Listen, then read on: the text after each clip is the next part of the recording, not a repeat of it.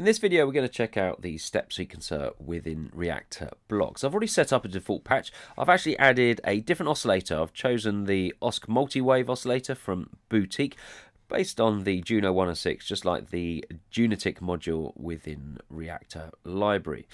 This then routes through the filter, through a VCA, which in turn is modulated as we've set up before using an ADSR. Let's click back on Bento Box and going to drag in the SEQ 8-step. So this is an 8-step sequencer, and basically the sequencer will progress through. Let me just move this up here. So basically the sequencer will progress through the 8 steps every time it receives a pulse in the gate inlet. So I'm going to go from the util clock, which provides basically it's a square wave from the gate into the gate. We can see this if I just connect up. Let's have a look at scope,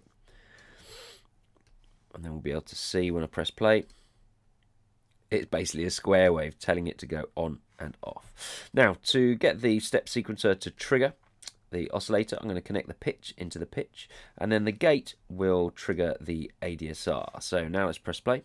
I'm going to move that scope out the way, and we can program in a certain pattern by turning on the different steps. You can also change the pitch by clicking and dragging up or down, or you can also click on a pitch and then use your up and down arrow keys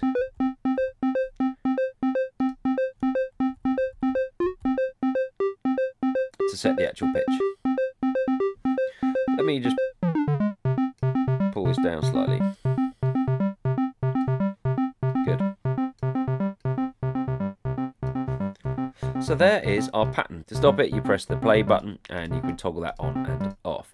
You can determine the speed by adjusting this gate up to increase or drag down to go for a slower pulse. We've also got a BPM setting here. Now, depending on how you're setting up your step sequencer, it may be better to actually sync the clock to Reaktor or your host DAW.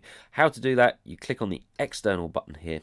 And now one of the advantages of this is I can press play by hitting the spacebar, or you can use this button.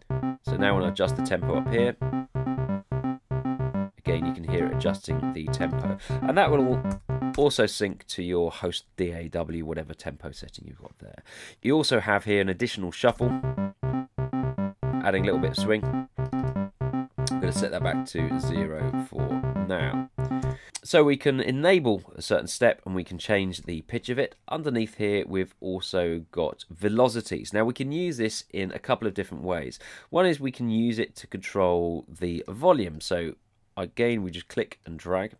Now, unlike MIDI, it doesn't go to 127, it goes to 100, okay, between 0 and 100. For these velocities to have any effect on the amplitude, you'll need to enable Vel on the ADSR. Just going to turn this back up a bit. There we go. This control here, the gate, will lengthen or shorten the note, which you can obviously recreate using the envelope, but it's got slightly different settings. And what we can also do is make use of glide. Now, to glide between different notes, you need to enable the glide here.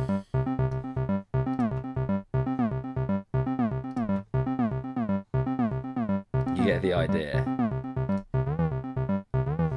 And depending on your glide setting, it's how fast it slides between the different pitches. And again, we can just disable those just by clicking on them like that.